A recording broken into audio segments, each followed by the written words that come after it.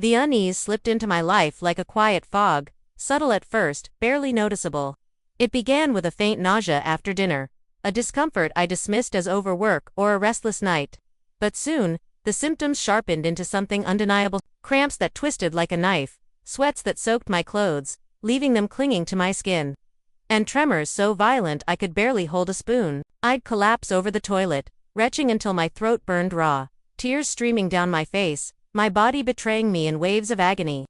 Each morning, though, I'd wake feeling almost normal, as if the night's torment had been a fleeting nightmare, leaving me to question my own mind. I saw doctors, endured blood tests, listened to their vague diagnosis: stress, they suggested, or perhaps a food intolerance, maybe shifting hormones. But the one constant was the evening meal, prepared with meticulous care by my husband, Thomas, whose warm smile and gentle hands never faltered. He'd bring me chamomile tea as I lay shivering under the blankets, his fingers cool against my fevered forehead, his voice soft as a whisper. "You're working too hard, Anna," he'd murmur, his eyes full of concern. "Let me take care of you." I clung to his words, desperate to trust the man I'd vowed to love forever, the one who shared my dreams, my home, my life, who suspects their partner, the person who holds their hand through life's storms. But doubt crept in, cold and relentless. As the sickness struck every night after dinner, regular as the ticking of a clock, precise and unyielding. One evening, as I sipped his creamy vegetable soup, I caught a fleeting taste, bitter, faintly metallic, like crushed almonds or something chemical. It vanished quickly, masked by the broth's warmth, but it lingered in my mind, sharp and unsettling, like a crack in a mirror.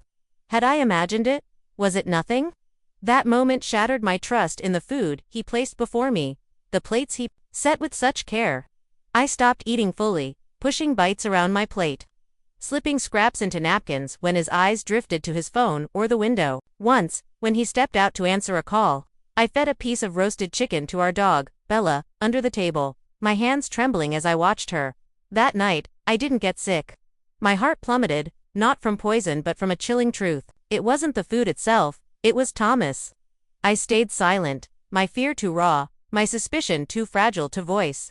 I needed proof, something solid to anchor my unraveling world, something that could stand up to scrutiny. So, I played the devoted wife, smiling through dinners. My stomach knotted with dread as he handed me a plate, his fingers brushing mine with a tenderness that now felt like a lie. Each night, I wondered if this was the meal that would end me, if this was the night he'd pushed the dose too far. But I kept my facade, my heart pounding with every bite I pretended to take, my mind racing with plans to expose him.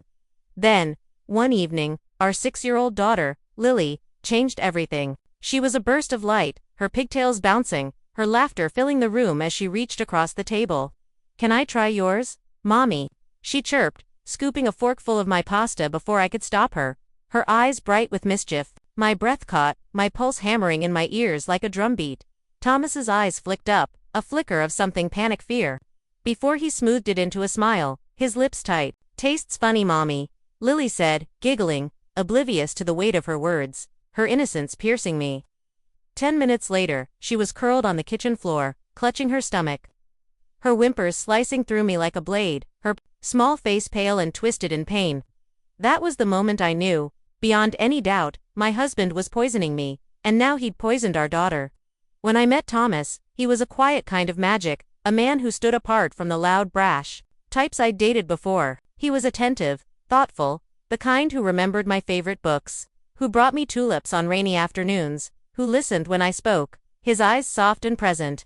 After a year of dating, he proposed under a canopy of stars, his voice trembling with emotion, and I said yes without a moment's hesitation, my heart full of certainty. Our early marriage felt like a warm embrace, a cozy house in a sleepy suburb.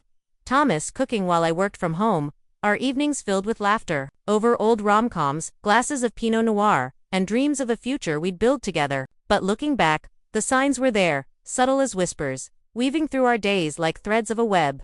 He didn't like my friend Rachel, calling her too loud, too opinionated. He'd gently suggest I skip my weekly visits to my parents, saying, "You're always so tired after those long drives, love."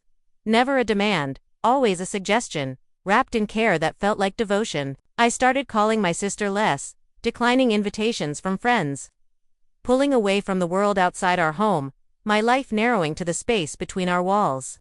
"You seem so much calmer now," he'd say, his smile warm as sunlight, his hand squeezing mine. It felt like love, but it was a slow, deliberate unraveling of my connections, my independence, myself. The sickness began a year into our marriage, after a creamy mushroom risotto he'd spent hours preparing. I spent hours on the bathroom floor, shaking, sweating, my body racked with nausea and pain. Thomas knelt beside me, holding my hair, his voice soft with apologies. "Maybe the mushrooms were bad," he said, his hand stroking my back, his concern so tender I could almost taste it. I didn't question it then, my trust in him unshaken. But the episodes continued, sporadic, enough to blur the pattern, always after his meals, always when I ate alone. He'd sit with me, offering water, his presence a balm that made me doubt my own senses, wonder if I was imagining the pain, losing my grip on reality. When I mentioned seeing a specialist, he chuckled softly, his eyes crinkling at the corners. "You're letting the internet scare you, Anna," he said, his tone light but firm.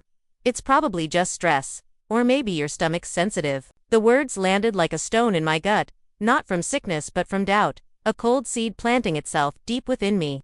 I began a journal, hidden in a locked drawer beneath my sweaters, logging every meal, every symptom, their onset, their duration, their intensity. I noted Thomas's habits. He rarely ate what he cooked for me, claiming he'd eaten earlier, wasn't hungry, or had a late lunch at work.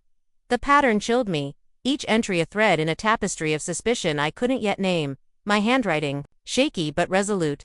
I confided in friends, keeping it vague, my voice trembling as I spoke over coffee or hurried phone calls. One suggested a food allergy, perhaps gluten or dairy. Another mentioned chronic illness, maybe an autoimmune disorder like lupus.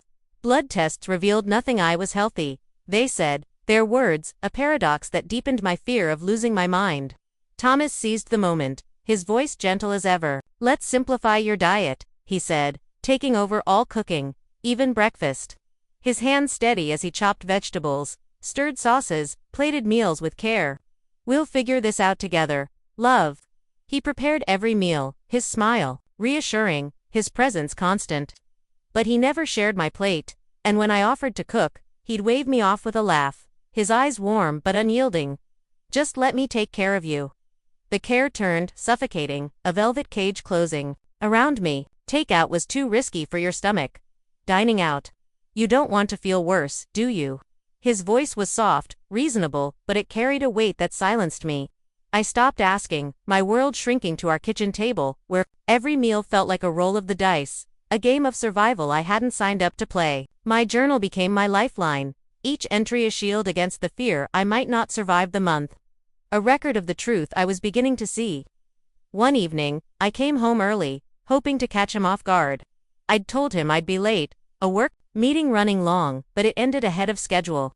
And I thought I'd surprise him, maybe reclaim a moment of the warmth we'd once shared. The kitchen smelled of garlic, herbs, and something faintly sweet, an undercurrent that didn't belong.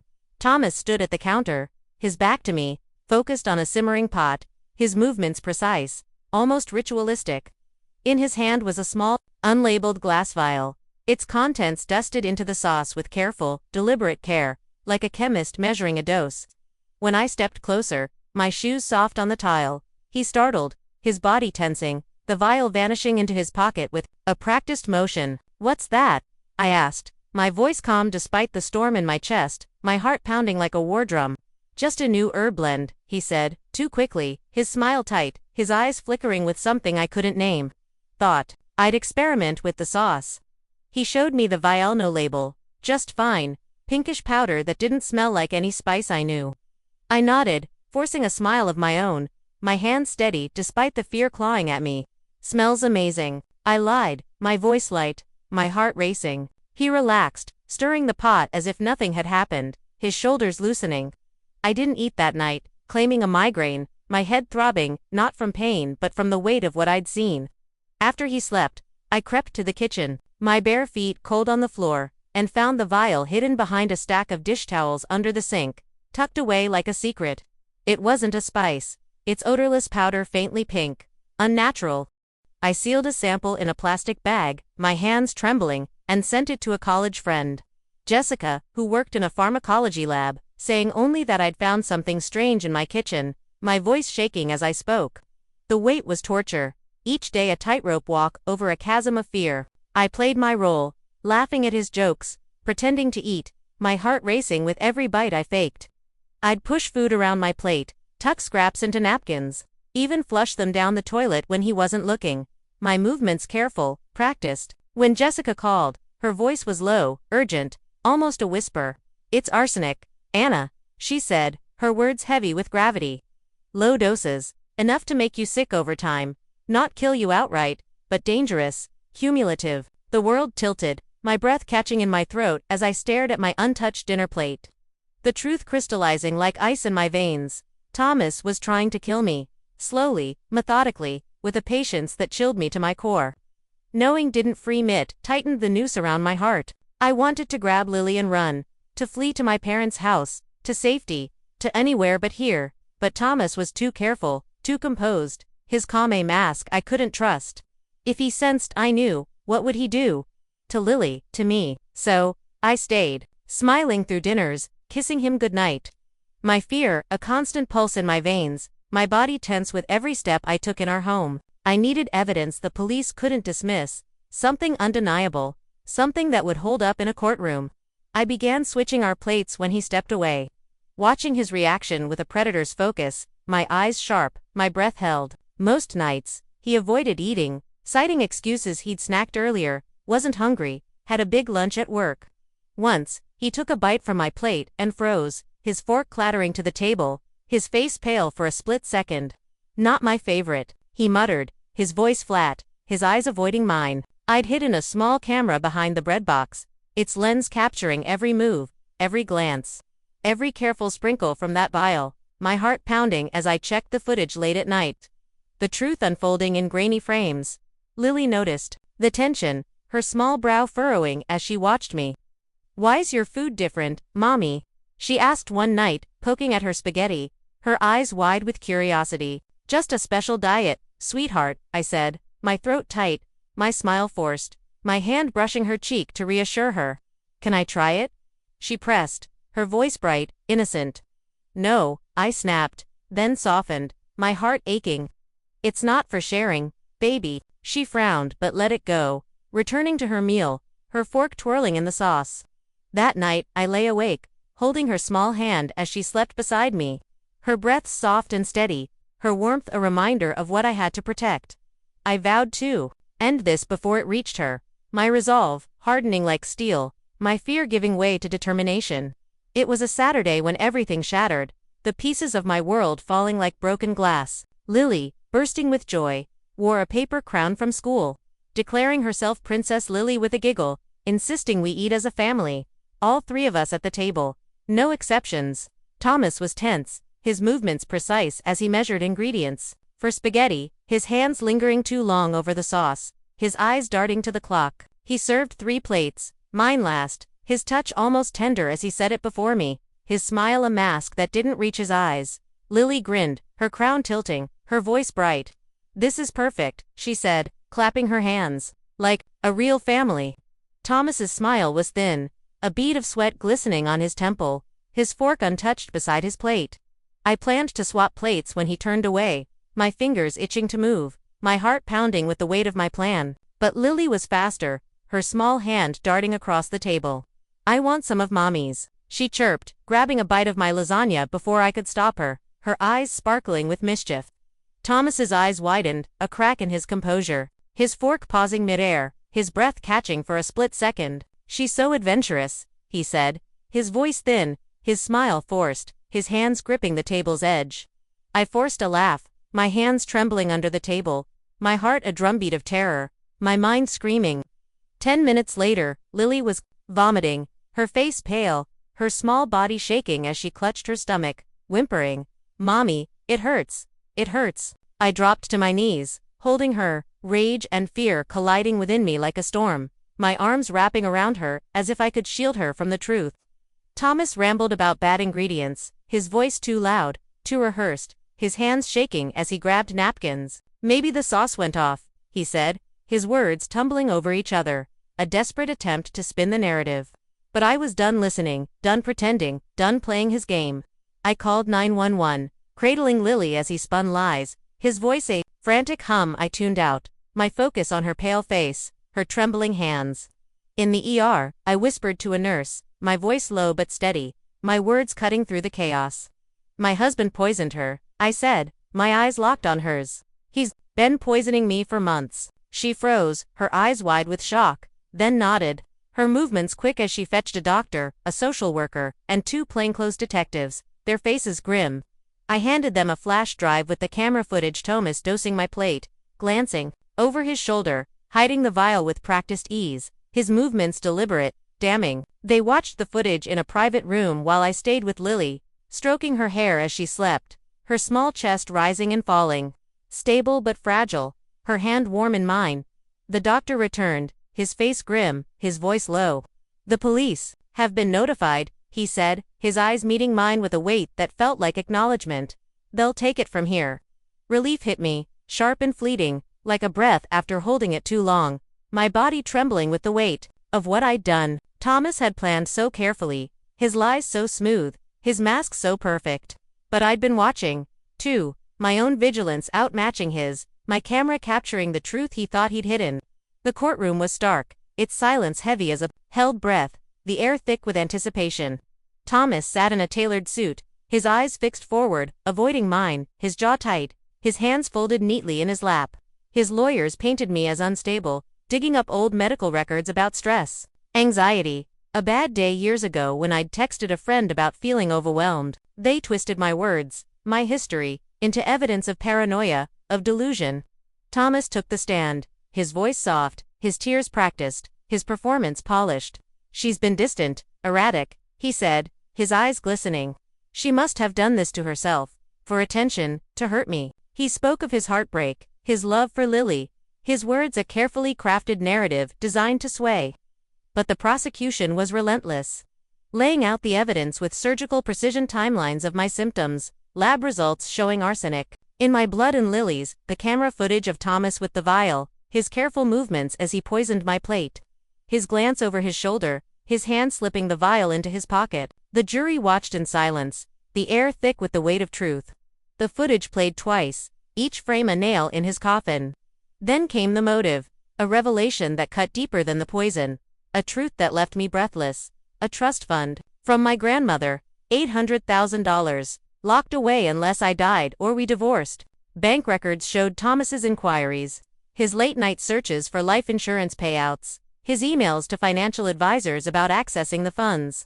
He didn't want a messy divorce, the scrutiny, the division of assets. He wanted me gone, quietly, cleanly, without suspicion, his plan a slow, silent erasure. Lily's testimony broke him, her small voice carrying a weight that filled the room. I ate mommy's food, and I got sick, she said, her voice clear, her hands clutching a stuffed rabbit the court let her bring, her eyes wide but steady. Daddy said it was only for grown-ups, not for me.